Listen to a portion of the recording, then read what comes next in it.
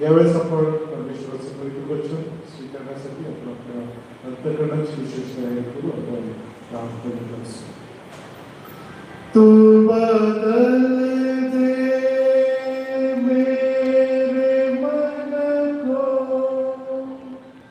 दे आशीष इस जीवन को, तेरे है प्रार्थना तुझसे, तेरी महिमा से, तेरे सामर्थ्य से, फिर से तू अभिषेक कर दे,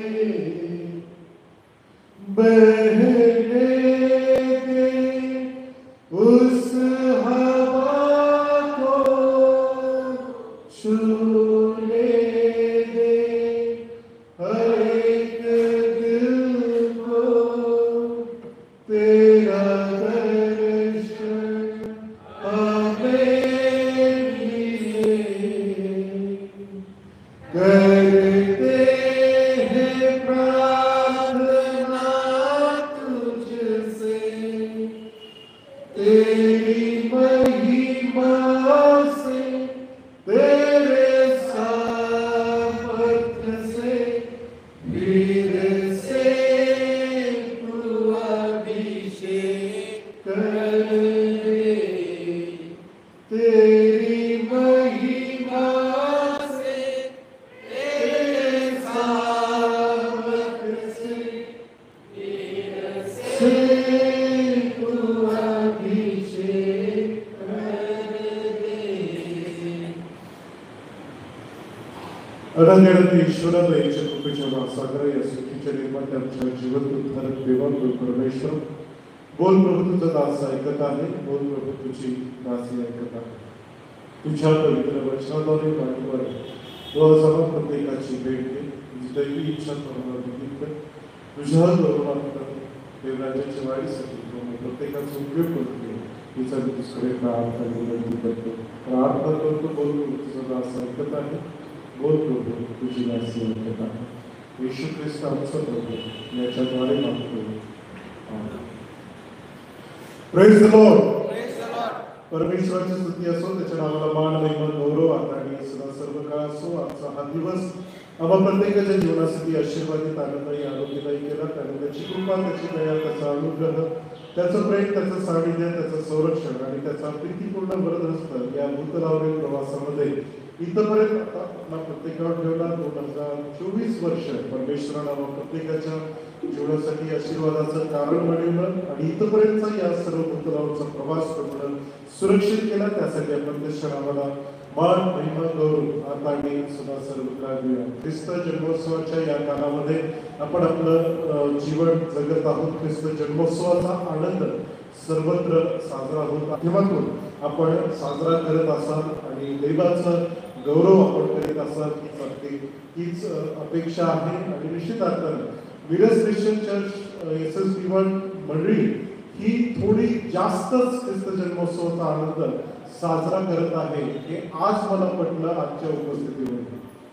नक्कीच वाटतं की बऱ्याच जणांच्या घरामध्ये बऱ्याचशाच पुष्कळ तयाऱ्या सुरू झालेल्या असतील आणि येशू ख्रिस्ताला आता कुठं ठेवायचं यासाठी ते कदाचित जागा तयार करत असतील आणि म्हणून कदाचित बरीचशीच पावले आज मंदिराकडे न येता सजावटीकडे कदाचित गेली असतील असं मला वाटतं. पण त्या ही पेक्षा जे उपस्थित आहेत, ज्यांनी प्रभूला सन्मान दिलेला आहे आणि त्या मर्यादेप्रमाणे प्रभूच्या चरणाजवळ बसून देवाचं वचन ऐकण्यासाठी वेळ दिलेली आहे, त्या सर्व भक्तजनांसाठी देवाचे मनापासून आभार. खऱ्या अर्थानं आपण शिष्यत्वामध्ये आपलं शिक्षण घेत आहोत. शिष्यत्व आपण गेले काही दिवस परमेश्वराच्या पवित्र वचनातून आपण शिकण्याचा प्रयत्न करत आहोत. आणि शिष्यत्वाकडे आपण पाहत असताना शिष्यत्वाचं प्रशिक्षण प्रभू येशू ख्रिस्ताच्या द्वारे त्याच्या शिष्यांना कशा पद्धतीनं देण्यात आलं या येशू ख्रिस्ताच्या सेवा कार्यातील काही घटना प्रसंगांना घेऊन आपण शिष्यत्वाचं प्रशिक्षण घेण्याचा, शिकण्याचा, समजण्याचा प्रयत्न करत आहोत. आणि निश्चित अर्थानं याची सुरुवात जी आहे ती लुकाचं शुभवर्तमान याच्या 8व्या अध्यायापासून आपण सुरुवात केलेली आहे. आतापर्यंत फक्त आपण 8वाच अध्याय शिकत आहोत. अजून आपण 9व्या अध्यायामध्ये जाणार आहोत. 10व्या अध्यायामध्ये देखील आपण जाणार आहोत. पण 8व्या अध्यायातीलच जे घटना प्रसंग आहे त्यातूनच परमेश्वर आमच्यासाठी ज्याच्या वेगवेगळ्या घटना प्रसंगातून जो अर्थबोध, जो सद्बोध प्रभूने आम्हाला दिलेला आहे त्याकडे आपण आपलं लक्ष केंद्रित करत आहोत. सुरुवात आपण या रीतीने केलेली होती. लुकाच्या शुभवर्तमानापासून पहिल्या वचनापासून कृपादान ओळखा. परमेश्वरानं कशासाठी तुम्हाला पाचारण केलेलं आहे, कोणत्या सेवेसाठी तुम्हाला पाचारण केलेलं आहे हे कृपादान तुम्ही ओळखा. दुसऱ्या भागामध्ये आपण पाहिलं पेरणी करणाऱ्याच्या दृष्टांतातून जी जबाबदारी परमेश्वरानं दिलेली आहे त्या जबाबदारीचं प्रामाणिकपणे पालन करा. जमीन कोणतीही असो, ती काटेरी असो, ती रस्त्यावरची असो, ती खडकाळ असो, ती जमीन कोणत्याही प्रकारची असो, पण तुम्हाला दिलेल्या जबाबदारीशी तुम्ही प्रामाणिक राहा. पेरणी करणे हे आमचं काम आहे, पेरणी करत राहा. तिसरा महत्वाचा भाग 16 ते 22 या वचनातून आम्ही पाहण्याचा प्रयत्न केला. पारदर्शक राहा. ठेवलेल्या दिव्याप्रमाणे तुम्ही चमकावे.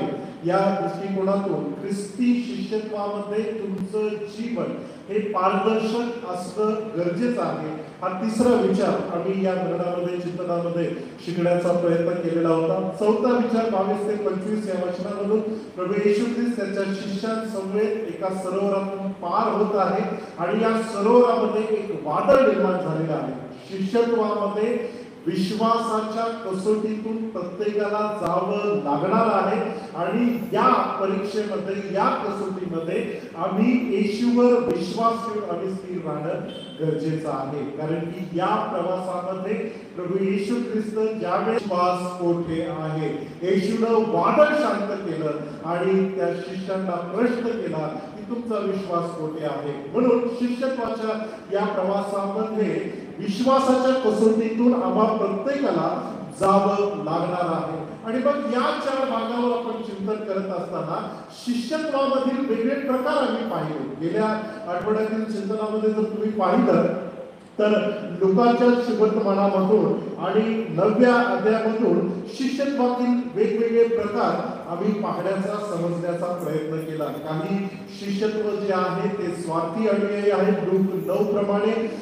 काही शिष्यत्व जे आहे ते जगिक आणि संसारिक जीवनामध्ये गुंतलेलं आहे आणि काही शिष्यत्व जे आहे ते 2 नद्यांची चाकरी करण्यामध्ये व्यस्त आहे. आणि म्हणून लुकाच्या शुभवर्तमानामधून 9व्या अध्यायामधून हे शिष्यत्वाचे जे प्रकार आहेत 57 ते 62 या वचनामध्ये आम्ही मधल्या कालावधीमध्ये शिष्यत्वाच्या प्रशिक्षणामध्ये शिष्यत्वाचे प्रकार आम्ही पाहण्याचा, शिकण्याचा प्रयत्न केलेला आहे. आता आम्ही पुढच्या भागाकडे आपण जात असताना, आजच्या चिंतनाकडे आपण जात असताना प्रभू येशू ख्रिस्ताच्या सेवा कार्यामध्ये लूक शुभवर्तमान याच्या 8व्या अध्यायामध्ये आपण ज्यावेळेस जातो आणि 19 ते 21 या वचनाकडे ज्यावेळेस आपण काही काळ आपलं लक्ष केंद्रित करतो त्यावेळेस एक घटना प्रसंग आहे. आता यातील 5वा विचार, आपण 4 विचार शिकलेले आहेत शिष्यत्वाच्या प्रशिक्षणामध्ये. 5व्या विचाराकडे आपण जात आहोत. कारण की शिष्यत्वामध्ये आपण राहत असताना, चालत असताना आम्ही कोणत्या संगतीमध्ये आहोत, आम्ही कोणत्या सहभागितेमध्ये आहोत याचा देखील आम्ही विचार करणं गरजेचं आहे. सेवेमध्ये आम्ही आमचं जीवन जगत असताना आमचे सेवेमध्ये आप्तजन कोण आहेत हे देखील आम्ही पाहणं गरजेचं आहे. या दृष्टिकोनातूनही आम्ही विचार करणं गरजेचं आहे आणि आम्ही कोणाच्या सहभागितेमध्ये राहतो.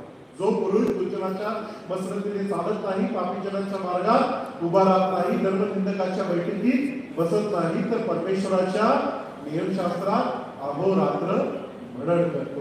म्हणजे जो पुरुष जो दुर्जनाच्या मसरतीने चालत नाही. शिष्यत्वामधील जो आमचा प्रवास आहे, या प्रवासात आम्ही जात असताना पारदर्शक जीवन आहे, विश्वासाची कसोटी आहे आणि विश्वासाच्या कसोटीनंतर आणखी एक या जगामध्ये, वास्तविक जीवनामध्ये आम्ही आमचं जीवन जगत असताना सर्वात मोठी आणखी कसोटी आहे की आपले आप्तजन कोण. या सेवेमध्ये आजच्या भागामध्ये आम्ही शिकण्याचा, समजण्याचा प्रयत्न करणार आहोत. आमचे आप्तजन कोण. आम्ही कोणासोबत असावं, सेवेमध्ये राहत असताना आम्ही कोणासोबत असावं, आमची सहभागिता कोण असावी हे देखील आम्ही लक्षात घेणं गरजेचं आहे. यातील दोन भाग आहेत. सेवेमध्ये चालत असताना आमच्या बरोबर असणारी आमची सहभागिता आणि दुसरा भाग आहे ज्यांना ख्रिस्ताचं शुभर्थ माहीत नाही त्यांच्यामध्ये राहून आम्हाला सेवा करायची. हे दोन भिन्न आहेत. पहा, आम्हाला ज्यांना वचन माहीत नाही त्यांच्यामध्ये राहायचंच आहे, पण त्यांच्या सोबत त्यांच्यापर्यंत पोहोचत असताना आमचा सोबती कोण असावा हे देखील आम्हाला पाहणं गरजेचं आहे.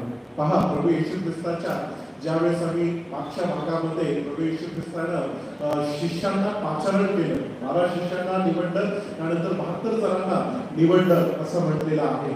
आणि ज्यावेळेस प्रभू येशू ख्रिस्तानं शिष्यत्व निवडलं त्यावेळेस येशू ख्रिस्तानं दोघांना काय केलेलं आहे, वचन गाजवण्यासाठी पाठवलेलं आहे. एकाला पाठवलं का? नाही, दोघांना पाठवलं. आणि दोघांना पाठवत असताना निवड कोणी केली हो?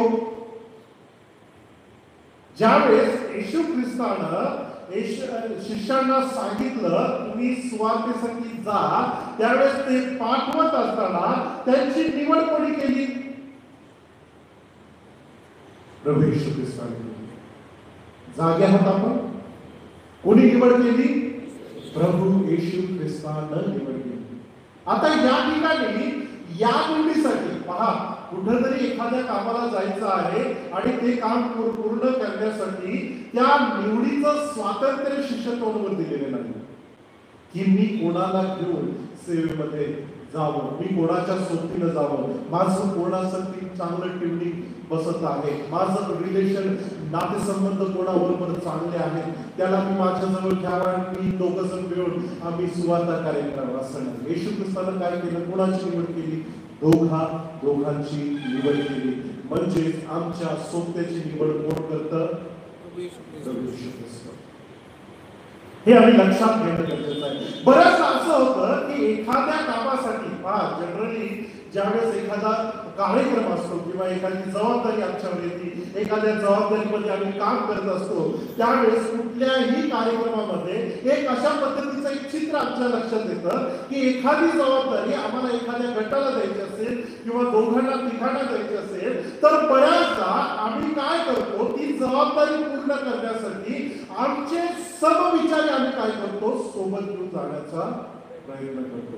आम्ही आमच्या इच्छेनं आमच्या निवडीचं स्वातंत्र्य करतो आणि बऱ्याचदा समविचारी ज्यावेळेस आम्ही निवड करतो त्यावेळेस आम्हाला जे काम सांगितलेलं आहे ते पूर्ण करण्यासाठी बहुधा आम्ही असफल ठरतो. कारण की काय होतं की जर समविचारी, जर आम्ही दोघांपैकी एखाद्याचा विचार जरी काम करण्याची इच्छा नसेल, तसा त्याला भेटलेला समविचारी त्याच्याही मनात काम करण्याची इच्छा नसेल तर ते काम कधीही पूर्ण होणार नाही. आम्ही सेवेमध्ये असताना आमचे आप्तजन कोण, आम्ही कोणाच्या संगतीमध्ये सोबतीमध्ये राहून आम्ही सेवा करावी, तर प्रभू येशू ख्रिस्ताच्या या घटना प्रसंगाकडे ज्यावेळेस आम्ही जातो, प्रभू येशू ख्रिस्त लूकाच्या शुभवर्तमानामध्ये 8वा अध्याय आणि 19 ते 21 वचनामध्ये प्रभू येशू ख्रिस्त त्या ठिकाणी शुभवर्तमान गाजवत आहे. कोणीतरी प्रभू येशू ख्रिस्ताजवळ निरोप घेऊन आलेला आहे. आपले आई आणि भाऊ काय करत आहेत? बाहेर वाट पाहत आहे. आणि मग येशू ख्रिस्ताचा जो प्रतिसाद आहे 21व्या वचनामध्ये त्या ठिकाणी म्हटलेला आहे की त्याने त्यांना उत्तर दिले, हे जे देवाचे वचन ऐकणारे व पाळणारे तेच माझे आप्तजन कोण, तुमचे सगळे सोयरी कोण, तुमचे खरे सोबती कोण, जे देवाचं वचन ऐकतात आणि त्याप्रमाणे आचरण करतात, तेच तुमचे सगळे सोबती आहेत. ती सोबत तुम्हाला देवाचं वचन पोहोचवण्यासाठी काय करेल? मदत करेल. अन्यथा जर आम्ही चुकीच्या सोबतीमध्ये राहू, जर आम्ही आमच्या मनाला आमच्या जीवाला, आमच्या देहाला योग्य वाटेल असं आमचं सोबती जर असेल तर प्रियानो ते कार्य सफल होणार नाही, तर ते कार्य असफल होणार आहे. सोबत फार महत्वाचे आहे. तुम्ही कोणाच्या सोबतीमध्ये आहात हे फार महत्वाचं आहे. तुमची सोबत देवाचं वचन ऐकणाऱ्यांची, तुमची सोबत सहकार्याचे विचार जुळणं गरजेचं आहे. आणि ते कधी जुळतील ज्यावेळेस तो सहकारी तुमच्याप्रमाणे देवाच्या वचनामध्ये आपलं जीवन जगत असेल. कारण की देवाच्या वचनामध्ये असणारा सोबती जर तुमच्या बरोबर असेल, एक चांगला विचार करणारा सहकारी जर तुमच्या सानिध्यात असेल, तर तुमच्या शिष्यत्वाच्या प्रवासामध्ये प्रतिकूल परिस्थिती निर्माण जरी झाली, सैतानाने तुमच्या जीवनामध्ये पाश निर्माण करण्याचे प्रयत्न जरी केले, तरी तो तुमचा जो सोबती आहे तो तुम्हाला वचनामध्ये उचलून धरेल. हालेलुया. तो सोबती तुम्हाला चालवेल ते आहे. आणि म्हणून सोबत फार महत्वाची आहे.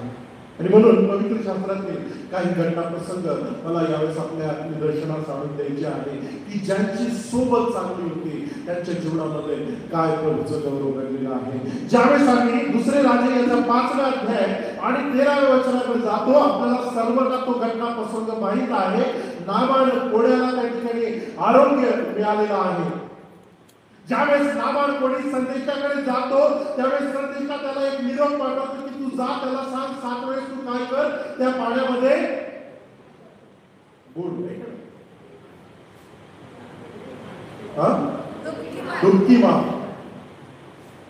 आता हे सांगितल्यानंतर त्या अधिकाऱ्यांच्या मनामध्ये काय निर्माण झाला? क्रोध निर्माण झाला, एक राग निर्माण झाला. काय? त्याच्या सत्तेचा किंवा त्याच्या पोझिशनचा एक मीपणा, एक अहमपणा त्याच्या मनामध्ये निर्माण झाला. आणि तो त्या ठिकाणी आम्ही दुसरे राजेच्या पुस्तकामध्ये ज्यावेळेस आम्ही जातो त्यावेळेस 5व्या अध्यायामध्ये असं म्हटलेलं आहे, 10व्या वचनामध्ये, जाऊन या नदीत 7 वेळा स्नान कर म्हणजे तुझे शरीर पूर्वीसारखे होऊन शुद्ध होशील. नामान रागावून चालता झाला. तो म्हणाला, पहा, मला वाटते तो स्वतः माझ्याकडे बाहेर येईल, उभा राहून आपला परमेश्वराचे नाव घेईल आणि रोगाच्या ठिकाणी हात फिरून माझे पोट बरे करेल. दिवसातल्या नद्या व पर्वत या इस्रायलाच्या सर्व जलाशयापेक्षा उत्तम नाही काय? त्याच्या स्नान करून मला शुद्ध होता येणार नाही काय? असे म्हणून तो क्रोधी होऊन निघून गेला. काय झालेला आहे? त्याच्या मनामध्ये क्रोध निर्माण झालेला आहे. आता पहा, एक अधिकारी आहे, अधिकाऱ्याच्या मनामध्ये ज्यावेळेस क्रोध निर्माण झाला, बऱ्याचदा बहुधा आपल्याला काही मंडळी अशी दिसती की खुर्चीचं ती काय करत असती? प्रशंसा करत असते. अधिकाऱ्याची काय करत असती? ती प्रशंसा करत असते. बरे अधिकारी चुकला तरी ती अधिकाऱ्याच्या चुकीच्या निर्णयाला देखील ती काय करते? प्रशंसा करणारी काही मंडळी आम्हाला दिसून येते. पण या घटना प्रसंगामध्ये एक सेवक त्या ठिकाणी आहे. आता त्या ठिकाणी काय झालेलं आहे? 13व्या वचनामध्ये, मग त्याचे सेवक त्याच्याकडे येऊन म्हणाले, बाबा, संदेशकाने आपल्याला काही अवघड काम सांगितले असते तर ते आपण केले नसते काय? पहा, फार सुंदर आणि मार्मिक आणि सौम्य शब्दामध्ये आपल्या अधिकाऱ्याची काम उघडणी करणारा हा सेवक आहे. ही सोबत होती. जर कदाचित तो क्रोधित झाला म्हणून जर एखादा सेवक त्याच्याकडे आला असता आणि म्हणाला असता, महाराज आपलं बरोबर आहे, कारण की त्यानं तुमचा पाठ केलेला आहे, त्यानं तुमच्याकडे यायला पाहिजे होतं, त्यानं तुम्हाला स्पर्श करायला पाहिजे होतं, त्यानं तुमच्या जवळ येऊन तुम्हाला आरोग्य द्यायला पाहिजे होतं, परमेश्वराचं नाव घेऊन तुम्हाला स्पर्श करायला पाहिजे होतं, पण असं काहीच केलं नाही. महाराज, चला आपण आपल्या नजरकडे जाऊ, असं जर म्हणणार त्या ठिकाणी असतं तर काय झालं असतं? क्रोधित झालेल्या नामामध्ये आणखी काय पडलं असतं? थोडस तेल पडलं असतं आणि तो भडका जो जाळ लागलेला आहे तो काय झाला असता? अगदी भडकला असता आणि नामान त्याच्या आरोग्यापासून दुरावला असता. जर असा कोणी सल्ला त्याच्या त्या प्रसंगामध्ये दिला असता. पण सल्ला काय होता? एका अधिकाऱ्याला सांगायचं आहे, पण त्या अधिकाऱ्याला सांगत असताना त्या सौम्यतेनं, त्या विचारानं या सेवकाने सांगितलं की याच्यापेक्षा काय अवघड सांगितलं असतं तर तुम्ही केलं असतं कडे? तर काय आम्ही सांगितलो, फक्त जाऊन तुम्हाला काय करायचं आहे, तर तुम्हाला स्नान करून शुद्ध व्हा, एवढेच त्याने आपल्याला सांगितलं आहे. ते आपण का करू नये. आणि मग 14व्या वचनामध्ये म्हटलेलं आहे, देवाच्या माणसाच्या सांगण्याप्रमाणे याकडे जाऊन 7 वेळा बुचकळ्या मारल्या, तेव्हा त्याचे शरीर लहान मुलाच्या शरीरासारखे शुद्ध झाले. हालेलुया. यातील महत्वाचा भाग जो मला सांगायचा आहे, तो सोबती, जो सोबती या ठिकाणी नामाच्या बरोबर आहे, फार महत्वाचा आहे. या प्रसंगामध्ये, शिष्यत्वाच्या प्रवासामध्ये असे अनेक प्रसंग, असे अनेक चढ उतार आमच्या जीवनामध्ये येतात की ज्या चढ उतारामध्ये आम्ही आमचा समतोल गमावू शकतो, आम्ही देवापासून दूर जाऊ शकतो, देवाच्या वचनापासून आम्ही दूर जाऊ शकतो, देवाच्या सहभागितेतून आम्ही दूर जाऊ शकतो. राग, द्वेष, कलह, मत्सर, मीपणा, अहंपणा, गर्व आमच्या मनामध्ये ती दुष्टता सहज पेरून जाऊ शकते. पण अशा परिस्थितीमध्ये जर असा एक सोबती तुमच्या बरोबर असेल, जो ही वचनामध्ये आहे, तर तो वचनामध्ये असणारा सोबती जो आहे, तो सोबती काय करेल, तुम्हाला सावरप्रमाणे चालण्यासाठी तुम्हाला प्रोत्साहित करतील.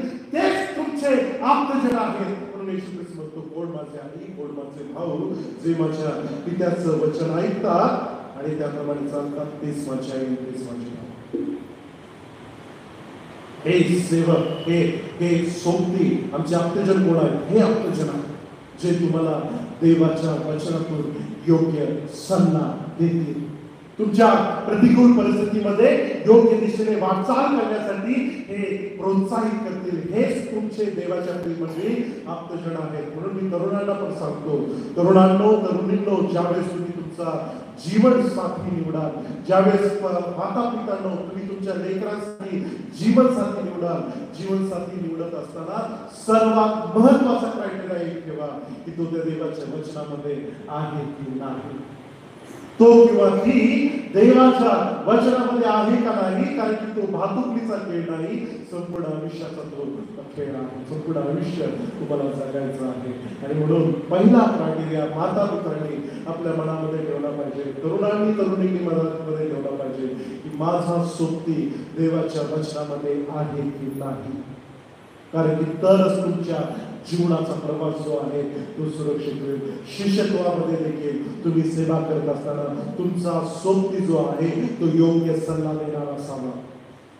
तुमचा सोबती कसा असावा? मार्काच्या श्रीमंतपणामध्ये ज्यावेळेस तुम्ही जाता आणि दुसऱ्या अध्यायाच्या 3ऱ्या वचनाकडे ज्यावेळेस तुम्ही जाता, त्या ठिकाणी एका पक्षघाती मनुष्याला आरोग्य मिळालेलं आहे. तुमच्या शिष्यत्वाच्या प्रवासामध्ये तुमचा सोबती कसा असावा? आता या ठिकाणी या एका पक्षघाती मनुष्याला येशू ख्रिस्तापर्यंत नेण्याचा एक प्रवास आहे.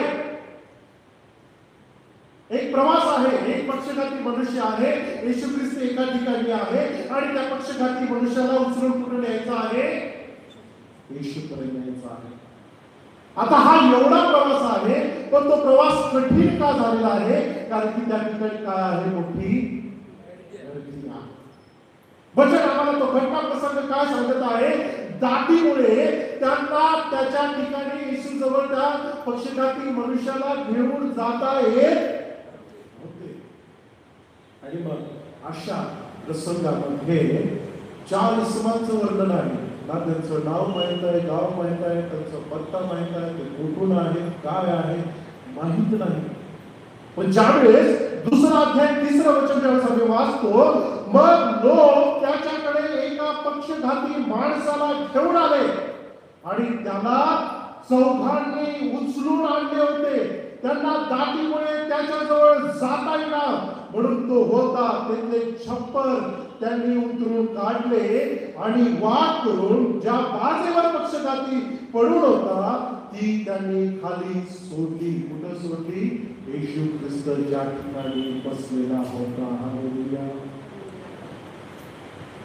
तुमच्या सेवा कार्यामध्ये, तुमच्या शिष्यत्वामध्ये तुमचा सोबती कसा असावा? तुम्ही कोणाच्या सोबत असावं? ठेवण्यासाठी मदत करणारा असावा. भले कितीही अडचणी येऊ दे, कितीही संकट येऊ दे, कारण की पहा, देवाच्या वचनामधला जो व्यक्ती तुमच्या बरोबर असेल ना, तुमचे आप्तजन कोण, जे माझ्या पित्याचं वचन ऐकतात आणि त्याप्रमाणे आचरण करतात, अशा लोकांच्या बरोबर जर तुमचं जीवन असेल ना, तर ते जीवन कसं आहे नाही का, वादळामध्ये देखील ते लोक तुमच्या बरोबर राहतील. ते तुम्हाला कधीच सोडून जाणार नाही. कारण की का, तुमचा पाया आणि त्यांचा पाया कशावर आहे? खडकावर आहे. त्यामुळे तुमच्या बरोबर उभा राहणारा देखील कशावर असेल? खडकावर असेल. कितीही वादळ आलं, वार आलं, संकट आलं, कितीही मोठी समस्या जी लोकांना आश्चर्य वाटेल अशा प्रकारची समस्या जरी समोर असेल, तरी काय येऊन सांगतो, तुमचा सोबती तुम्हाला सोडून जाणार नाही. हालेलुया. का जाणार नाही? कारण तो देवाच्या वचनामध्ये मुळावलेला असेल. तुमचा सोबती कसा असावा? तो तुम्हाला येशूच्या सानिध्यामध्ये ठेवण्यासाठी मदत करणारा असावा. तुमचा सोबती कसा असावा? तुम्ही जरी निराशित झाला तरी तो तुम्हाला येशूच्या जवळ घेऊन जाणारा असावा. तुमचा सोबती कसा असावा? वादळ जरी आलं तरी तो तुम्हाला सावरून धरणारा असावा आणि तुम्हाला हा विश्वास देणारा असावा की काळजी करू नकोस, आपल्या नावे येशू आहे. आपल्या नावे येशू आहे, काळजी करू नकोस. हे वादळ आपल्याला बोलू शकणार नाही, कारण की माझ्या नावे कोण आहे? येशू आहे. हा विश्वास देणारा असावा. या परिस्थितीमध्ये जर तुम्ही पाहिलं तर या परिस्थितीमध्ये चौघांचं वर्णन नाही, पण वर्णन मात्र येशू ख्रिस्तापर्यंत जाणाऱ्या त्या प्रवासाचं केलेलं आहे. एक टाकीमुळे त्यांना जाता येत नाही, म्हणजे गर्दी पुष्कळ आहे, आणि जात असताना त्यांना कोणता मार्ग अवलंबायला लागला? छप्पर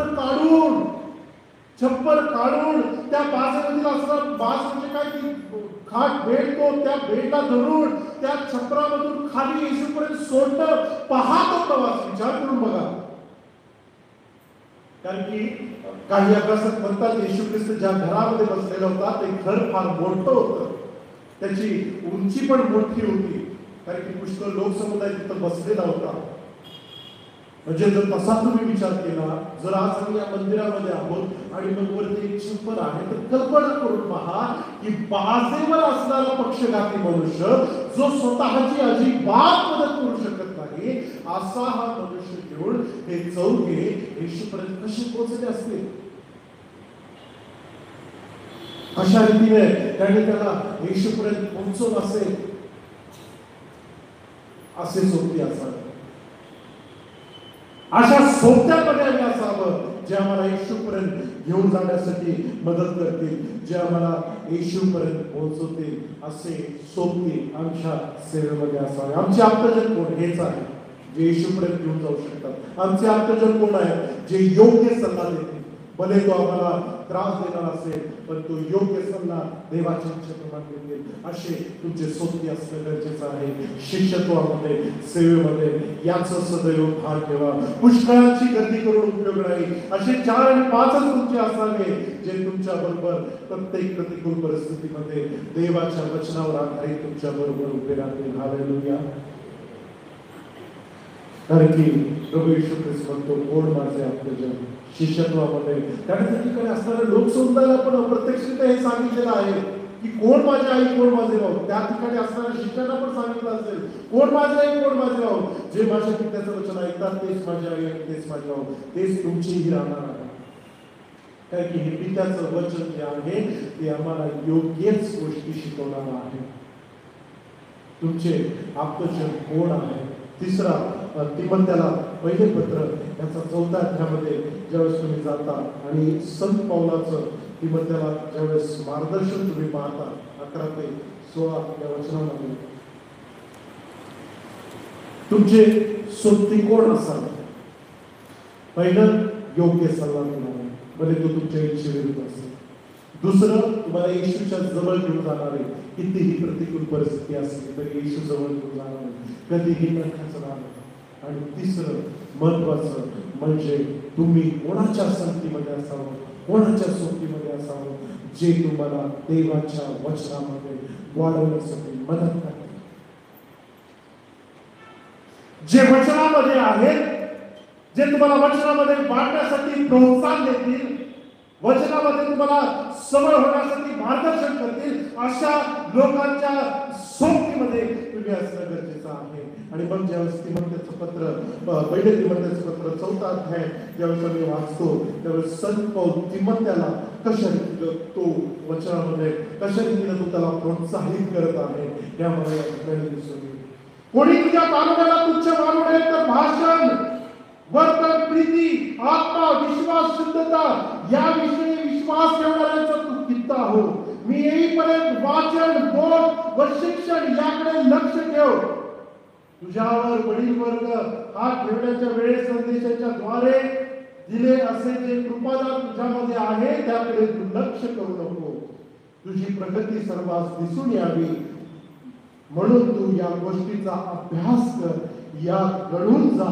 आपणाकडे व आपल्या शिक्षणाकडे लक्ष ठेव. त्यातच टिकून राहा. काय मार्गदर्शन पाऊल तिमोथेला काय मार्गदर्शन करतात? खरा तिमोथेचा सोबती कोण असेल? हा पाऊल. तुम्ही कोणाच्या सोबतीमध्ये राहणार? कोण तुमचे आई, कोण तुमचे भाऊ, कोण तुमचे आप्तजन? शिष्यत्वामध्ये तुमचा सहकारी कोण? जो तुम्हाला योग्य वेळेस देवाच्या वचनामध्ये राहण्यासाठी, देवाच्या वचनामध्ये वाढण्यासाठी, देवाच्या वचनाचं मनन आणि चिंतन करण्यासाठी जो सहकारी तुम्हाला प्रोत्साहित करेल तोच तुमचा काय आहे? सोबती आहे. या प्रवासामध्ये असे पुष्कळ जनावरे लोक तुम्हाला भेटतील जे तुमच्या जीवनामध्ये स्वार्थी भावनेनं जे लोक प्रवेश करतील, जे लोक तुमच्या जीवनामध्ये निराशा निर्माण करण्यासाठी तुमच्या जीवनामध्ये प्रवेश करतील, जे लोक तुमच्या जीवनामध्ये अडथळा उत्पन्न करण्याच्या दृष्टिकोनातून प्रयत्न करतील, जे लोक तुम्हाला सेवेमधून उद्ध्वस्त करण्यासाठी तुमच्या जीवनामध्ये प्रवेश करतील. देवाच्या प्रियमध्ये शिष्यत्वामध्ये आत्मिक दृष्टी उघडून तुमचा सोबती कोण आहे पुन्हा एकदा देवाच्या वचनातून निर्गुण पहा. म्हणून मी तुम्हाला सांगेन, तुमचा आत्मा जो तुम्हाला येशूच्या जवळ घेऊन जाणार आहे, तुमचा सोबती तोच आहे. तुमच्या जीवनामध्ये कितीही प्रतिकूल परिस्थिती आली, वादळ आले, संकट आले, तरी त्या सर्व परिस्थितीमध्ये तुमच्या बरोबर राहील आणि त्या परिस्थितीमध्ये तुम्हाला देवाच्या वचनामध्ये वाढवण्यासाठी, त्या वचनामध्ये सबल होण्यासाठी प्रोत्साहित करेल. पण लक्षात ठेवा, चुकूनही तुमचा सोबती चुकला तर तुम्ही देवाच्या कार्यामधून, देवाच्या योजनेमधून तुम्ही बाहेर जाऊ शकता. पवित्र शास्त्रामध्ये, शास्त्रीच्या पुस्तकामध्ये 16 अध्याय 13 ते 22 या वचनामध्ये सर्वांना प्रचलित असणारी एक स्टोरी आहे. शमशोन आणि दलिला, सॅमसन आणि आपल्या सर्वांना परिचित ही स्टोरी आहे. आपण कित्येक वेळेस ही वाचलेली आहे, कित्येक मूवीज याच्यावर बनलेले आहेत आणि बऱ्याच ठिकाणी आपण जगामध्ये देखील सॅमसन आणि दलिला बद्दल वाचतो. पहा, डोळ्याची वासना, देहाची वासना आणि संसाराची कुशाल या तुम्हाला कुठे घेऊन जाऊ शकतात? देवापासून या तुम्हाला पापामध्ये घेऊ शकतो. ज्या शमशोनाला परमेश्वरानं त्याचा नाझीर म्हणून निवडलेलं होतं, ज्या शमशोनाला परमेश्वरानं सर्वोच्च सबल केलेलं होतं, अर्थात शक्तीला त्याला आशीर्वादित केलेलं होतं, तो शमशोन कुठं घसरला? कुठं घसरला? अगदी त्याचा सोबती निवडाच्या प्रक्रियेमध्ये.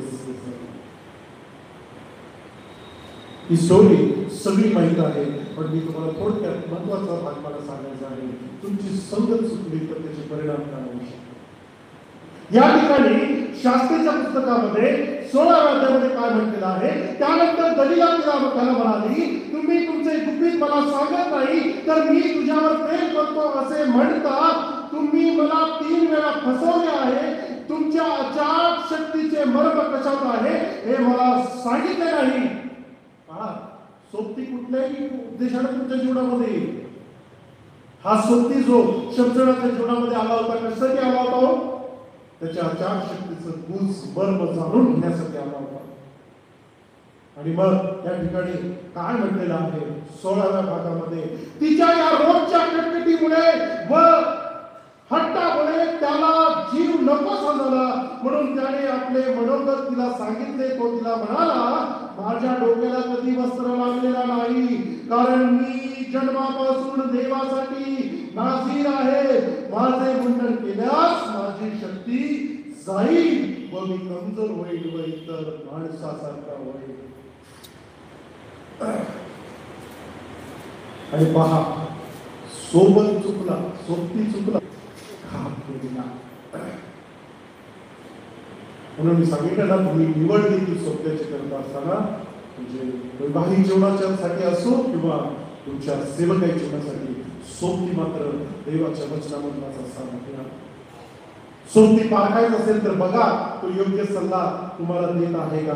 सोबती पारखायचं असेल तर बघा तो तुम्हाला देवाजवळ घेऊन जातोय का, देवामध्ये वाढवण्याचा प्रयत्न करतोय का बघा. सोबती तुम्हाला तपास असेल तर बघा तुमचा सोबती तुम्हाला वचनामध्ये मार्गदर्शन करतो का बघा. सरळ सोपं आहे, काही अवघड नाही. या तीन गोष्टी तुमच्या सोबत्यांमध्ये बघा. शिष्यत्वामध्ये तुमचं आप्तजन कोण आहे, तेच तुमचे आप्तजन आहे. नाहीतर स्वार्थानं दैहिक दृष्ट्या तुमच्या जीवनामध्ये अनेक लोक प्रवेश करतील, पण ते कशासाठी करतील, तुमचा घात करण्यासाठी प्रयत्न करतील. ते तुम्हाला देवाच्या दैवी योजनेतून दूर घेऊन जातील. देवाच्या सर्वसाधारण जी शक्ती तुमच्या जीवनामध्ये आहे, जे सामर्थ्य आहे, त्या सामर्थ्यापासून तुम्हाला ते परावृत्त करतील. आणि ज्यावेळेस त्याने हे सांगितलं त्यावेळेस तो सर्वसाधारण माणसासारखा शमशोन त्या ठिकाणी झालेला आहे. म्हणून देवाच्या प्रियमंडळी, तपासा तुमचा सोबती कोण आहे.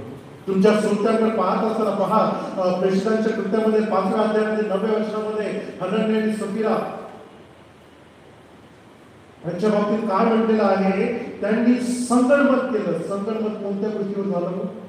चुकीच्या गोष्टीवर संगणमत झालं. चुकीच्या गोष्टीमध्ये त्यांचं संगणमत झालं आणि त्यांना त्यांचा प्राण त्या ठिकाणी मुकवावा लागला. पहा, असे कोण सोबती तुमच्या बरोबर आहेत का? पहा, अशा गर्दीमध्ये तुम्ही अडकलेला आहे का? अशा समुदायामध्ये तुम्ही अडकलेला आहे का? उत्पत्तीच्या धर्मग्रंथामधील 11व्या अध्यायामधील जो लोकसमुदाय आहे, अशा प्रकारचा समुदाय तर तुमच्या अवतीभोवती नाही ना, जो बाबेलचा बुरुज बांधायला निघालेला होता, जो स्वतःचं नाव करायला निघालेला होता. त्या ठिकाणी परमेश्वराला भाषेचा गोंधळ घातला. अशा तरी समुदायामध्ये तुम्ही अडकलेला नाही का?